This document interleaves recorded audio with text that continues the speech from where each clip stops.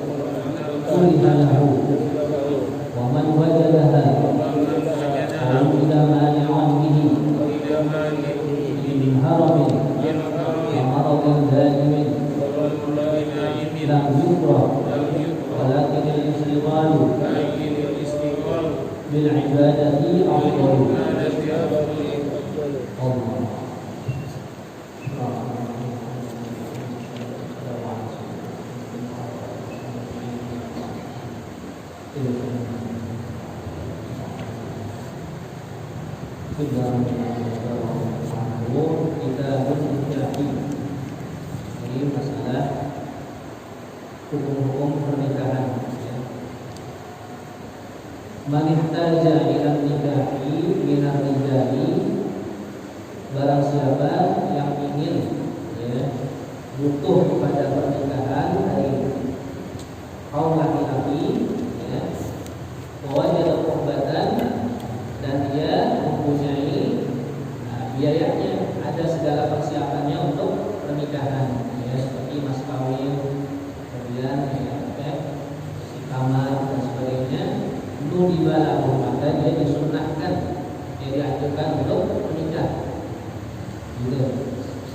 Wa man ihtaja wa faqada al-ubatan nudibatal qubu, dan barang siapa yang berkeinginan menikah tapi nggak punya persiapan, nggak punya biaya, nudibatal qubu, maka disunnahkan meninggalkannya, jangan nikah. Nggak punya biaya, mau minta utang, nggak dipaksain, sunnahnya dia wayak siru syahwatahu bisomi, dan dia meredam syahwatnya itu dengan berpuasa. Jadi sunnah puasa aja untuk menekan syahwatnya.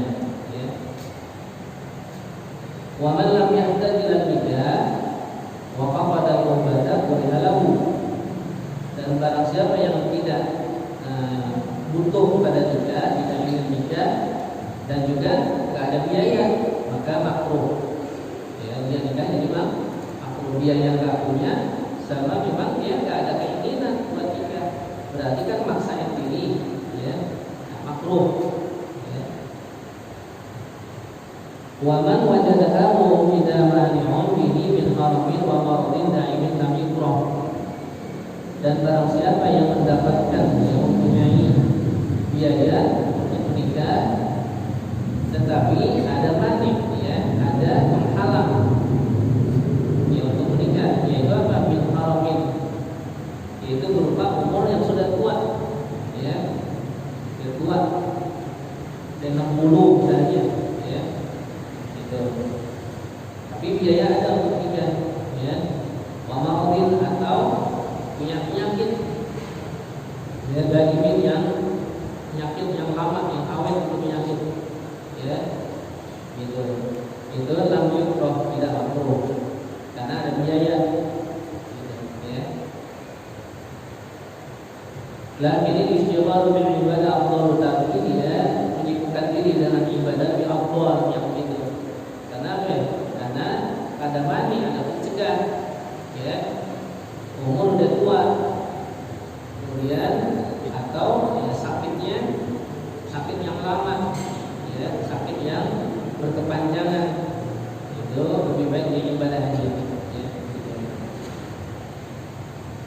Fa'il lam yata'abbad fadika waqtal, tapi kalau dia mau beribadah dengan banyak, terus-menerus, maka nikah waqtal.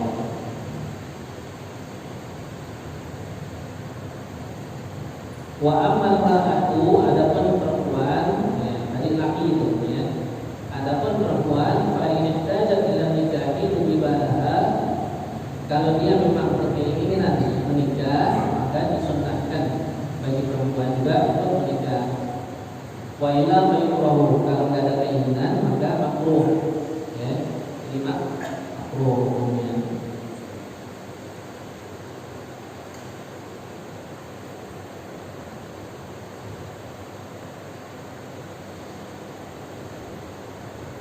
Wa yundabu an yatazawwaja bikran, dan disunnahkan bagi orang laki untuk mengawini perempuan yang masih perawan, bikir, bikran itu masih perawan, jangan janda, walaupun dia muda, walaupun tuh sudah tetap disunnahkan, dianjurkan kawin sama perawan, begitu. Karena ada seorang sahabat Nabi kawin sama janda, kemudian dia kasih tahu Nabi, ya Rasulullah, aku sudah kawin. Kata Nabi, dia tanya, perawan apa janda? Nah, janda ya Rasulullah. Coba kamu kawin dengan perawan, lebih manis mulutnya, gitu. Mulutnya lebih manis, gak banyak bawel karena belum pengalaman. Kalau janda kan udah pengalaman, maka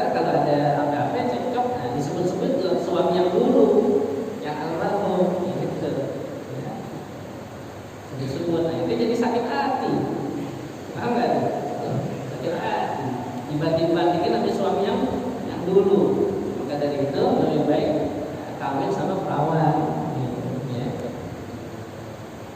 Kemudian yang mana lagi? Waludan. Yang walud, yang banyak anaknya, yang subur.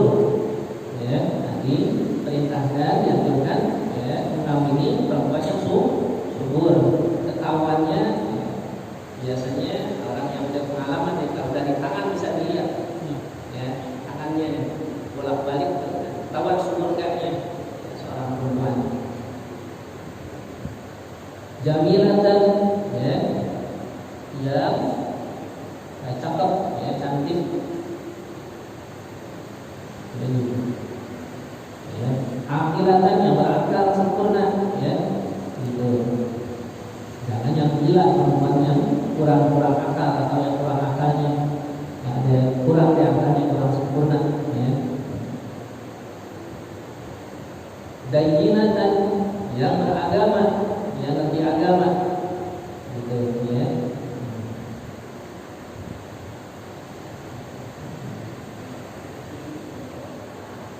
Dari keluarga yang beragama. Nasibatan yang punya nasab, yang ada mak bapaknya, bukan anak zina artinya. Anak zina kan nggak punya bapak, ya, bintinya nggak ada, jadi putus, nggak nyambung, nggak punya silsilah nasab, ya.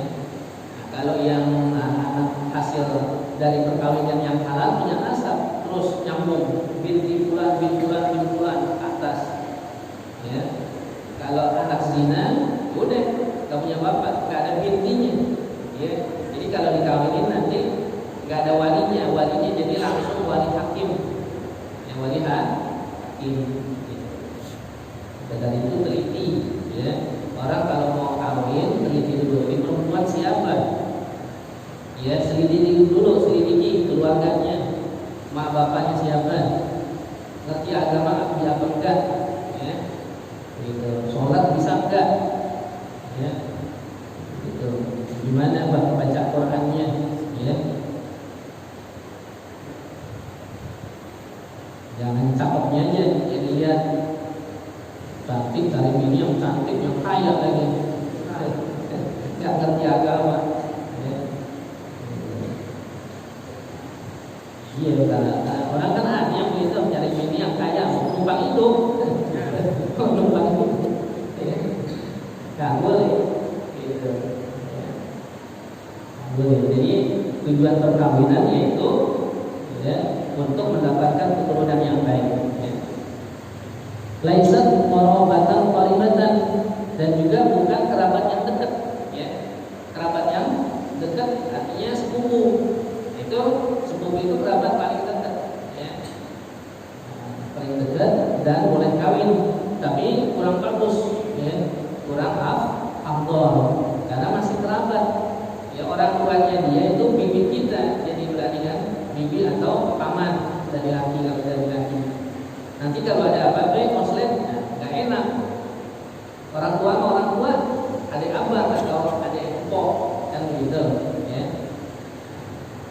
Jadi yang jauh kalau mau kawin sama orang yang jauh, bukan jauh jaraknya, ya jauh nasabnya, ya jauh darahnya gitu. Mindon nggak apa-apa itu mindon, di bawah sepupu namanya mindon, ya. Kalau sepupu kan satu kakek, ya. Kalau mindon ketemunya di kakek kedua, jadi kakek sama kakek atau nenek sama nenek saudara, gitu. Mindon. Dan juga kalau sama sepupu syahwat kurang, ya, gitu. Fa'idza azama ala nikahin batin, apabila seseorang ingin menikahi seorang perempuan, ya, fasunnatu, maka sunnahnya adalah an yanzura ila wajhiha wa kaffaiha.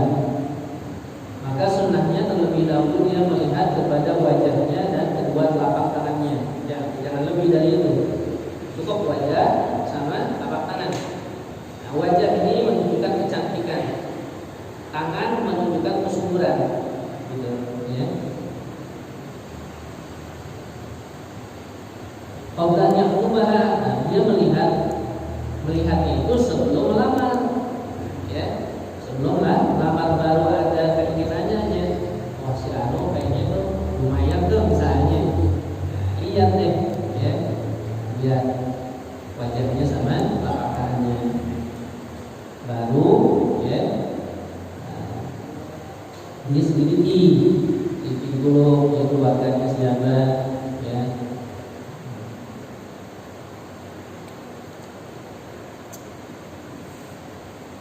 Kemudian yang kedua, wa illam ta'tat min dzalika walaupun si perempuan itu tidak mengizinkan untuk dilihat, tetap boleh dilihat.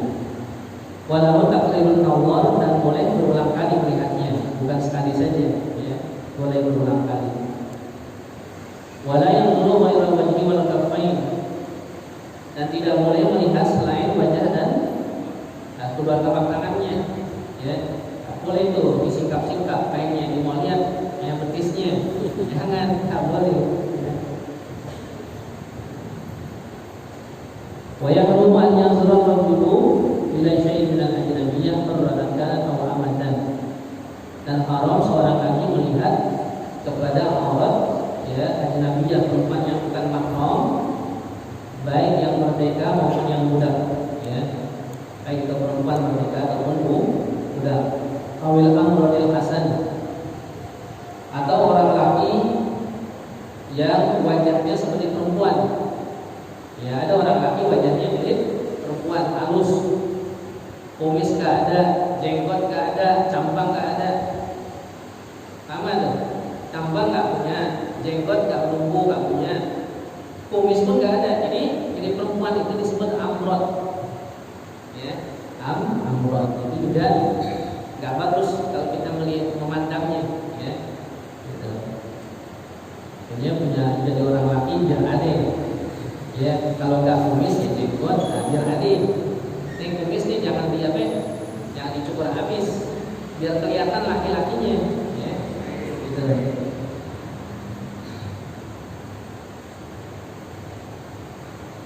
Walau bila syahwatin ma'alam yang fitnah, walaupun tanpa syahwat memandangnya, boleh kita melihat pada perempuan yang bukan mahram, ya, kita memandang walaupun tanpa syahwat, dan juga aman dari fitnah, ya, tak boleh juga.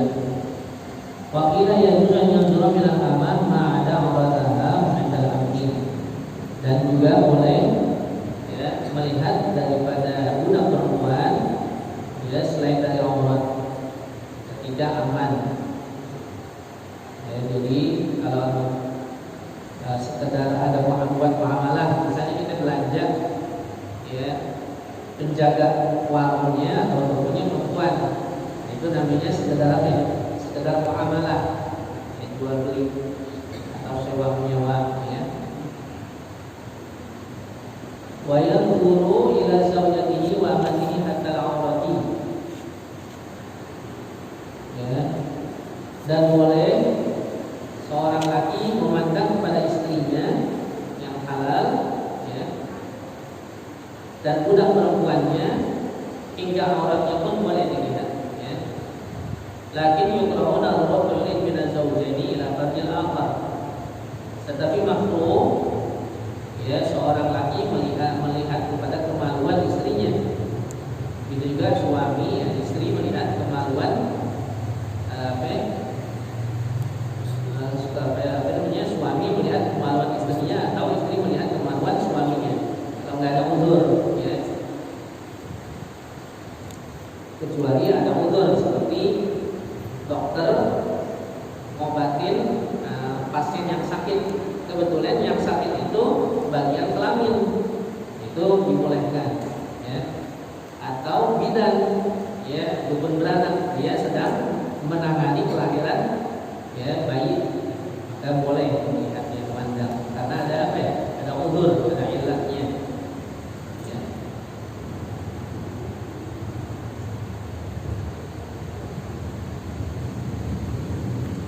Wa yanzurul 'abdu ila sayyidatihi, ya, dan juga boleh melihat ya seorang budak laki kepada nyonyanya. Wal maqsumu ila ajnabiyah ya. Dan orang yang sudah berubah ya, kepada perempuan ajnabi. Misalnya seorang ya berubah jadi ayam, itu dia udah berubah jadi binatang. Ya, Allah alam karena apa? Ya, mungkin karena dia nyumpahin atau kualat ya sama seseorang sehingga berubah. Dia dirinya itu berubah menjadi ayam atau menjadi kambing ya. Itu dia bukan manusia lagi ya. Karena hewan udah gak ada hukum.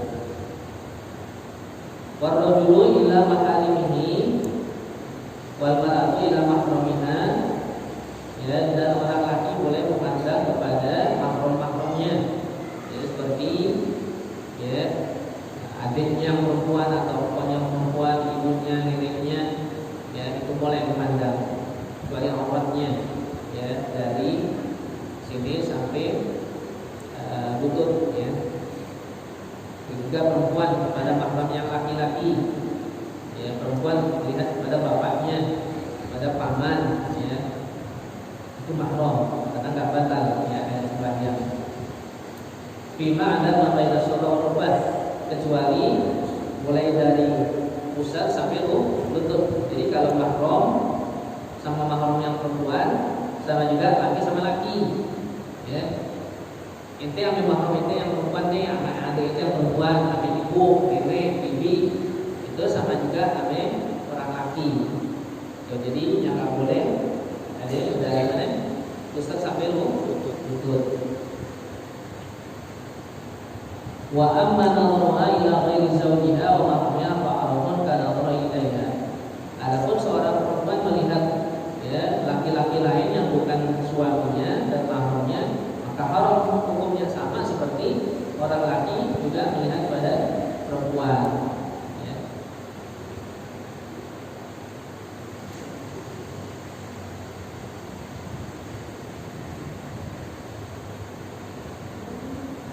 Wa qila yahilu an tanzura minhu ma'ada auratahu 'inda al-amri ya.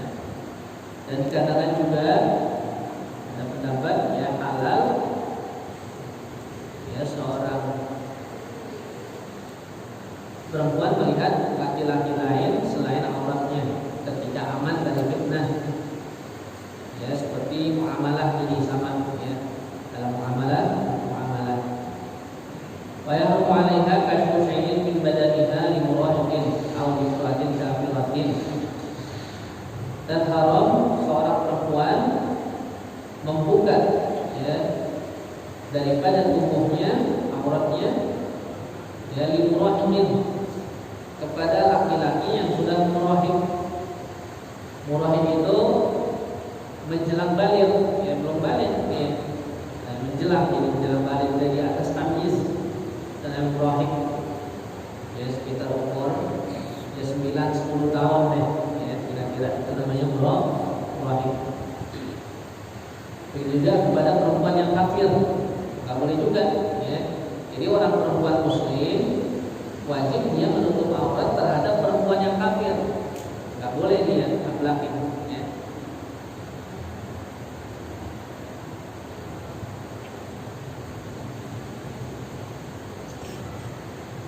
Ya, falkan dari misal fil hammamat min dzalika, maka hendaknya dia berhati-hati kaum wanita muslim ya di tempat-tempat umum ya, seperti apa kamar mandi umum ya.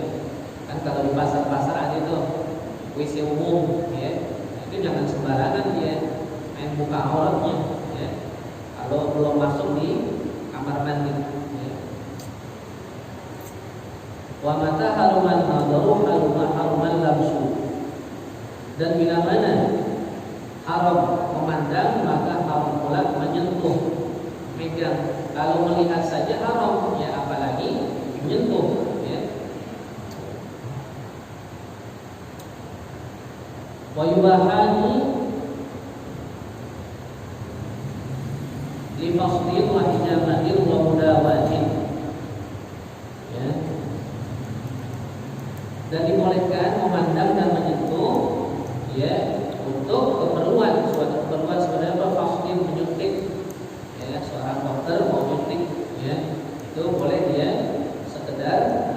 hajatnya tadi. Sebab kalau dia nggak lihat susah tuh, dia masukin garuknya nggak kelihatan, ya meleset nanti. Gitu. Wa hijamatin, dan untuk membekam boleh, karena ada apa namanya, ada udzur, ada keperluan. Memudawatin dan pengobatan, ya seperti dokter mengobati, dokternya lah laki, misalnya nggak ada dokter perempuan misalnya, nah, boleh jadi dokter laki, karena ya usahakan yang perempuan cari dokter perempuan, yang laki usahakan cari dokter laki, ya jangan melonjak ke arah kiblat, ya nggak boleh melonjak ke arah kiblat, ya nggak boleh. Kurang bagus, jangan suka melonjor ke arah kiblat, nggak boleh. Ya. Ke arah Al-Quran juga nggak boleh. Itu misalnya di depan ini ada Al-Quran, ya kan? Itu melonjor, itu nggak boleh. Atau ada foto orang alim, foto seorang ulama, itu melonjor itu nggak boleh. Kurang adabnya, nggak boleh. Kalau di depan kita ada yang harus kita hormati, itu nggak boleh kita yang memanjangkan kaki. Ya. Di rumah pun begitu. Di rumah kita misalnya, di rumah kita melonjor ke arah kiblat nggak boleh juga, bukan hanya di masjid, ya.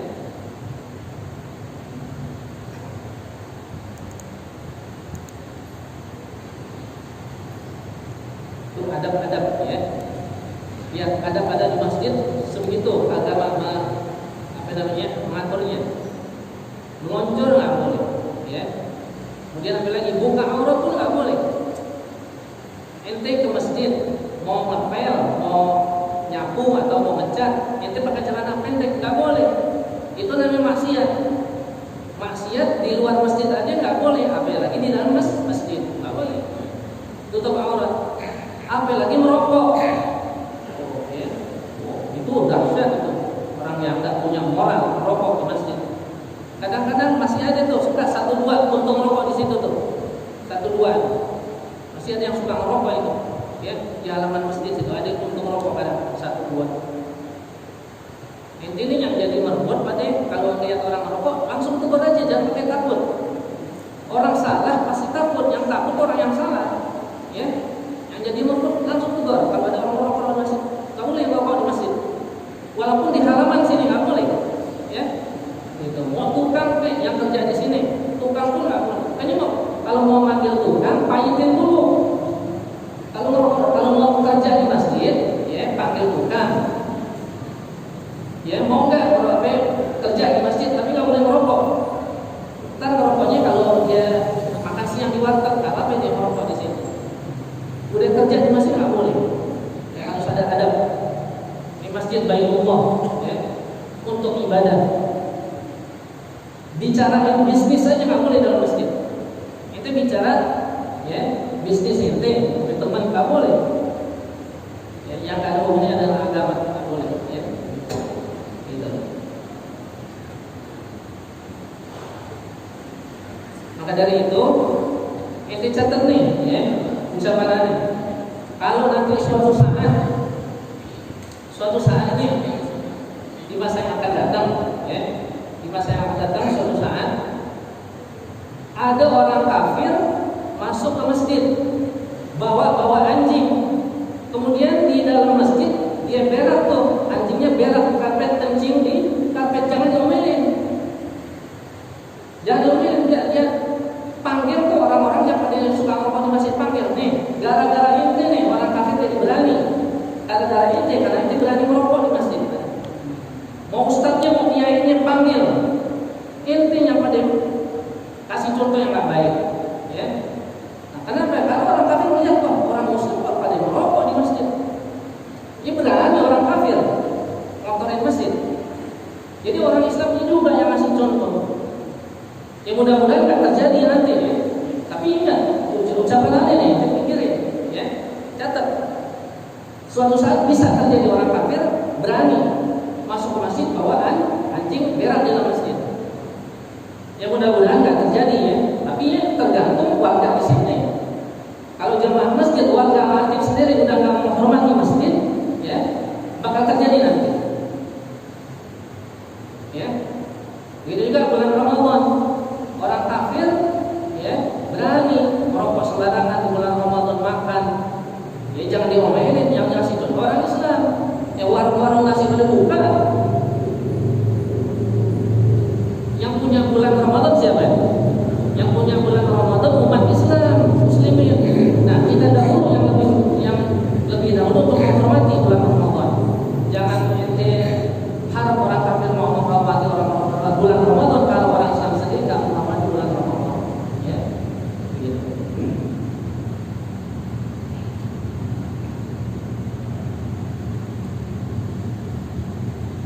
Catat tuh nanti suatu saat bisa terjadi nanti.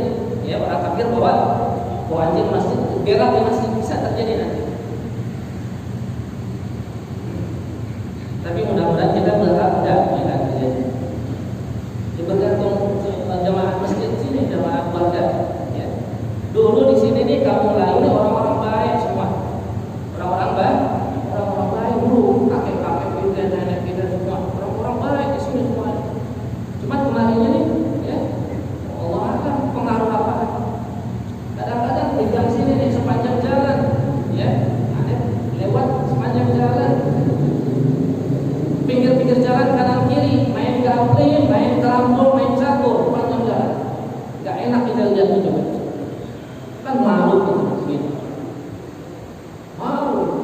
Ya kalau memang rumah itu, memang nggak bisa di rumah yang nggak bisa, nggak dilihat sama orang lagi pada lewat, kan udah lalu lintas itu, ya, mengganggu pemandangan, ya. Tapi di masjid belum ada yang main catur, ya, karena belum ada yang ngasih contoh. Kalau ada yang ngasih contoh satu, rame-rame ntar pada main catur di masjid, ya, rame-rame penuh ntar orang main catur di masjid, ya. Jaga kebersihan masjid, ya. Ente yang capek, yang bangun, yang rapiin, ente juga yang jaga, ya, kebersihannya, kehormatannya, gitu.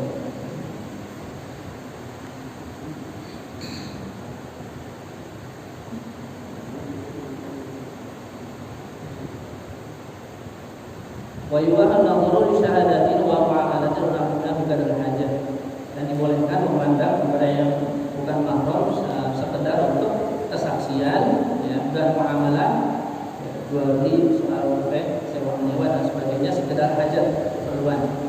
Syahadah itu kesaksian, yang nyaksiin itu boleh, ya. Misalnya menyaksikan seorang dukun beranak, menyaksikan ini perempuan sudah pernah melahirkan atau belum, nanti dilihat tuh, ya, gitu. Untuk kesaksian, ya. Yang kedua, ada yang bertanya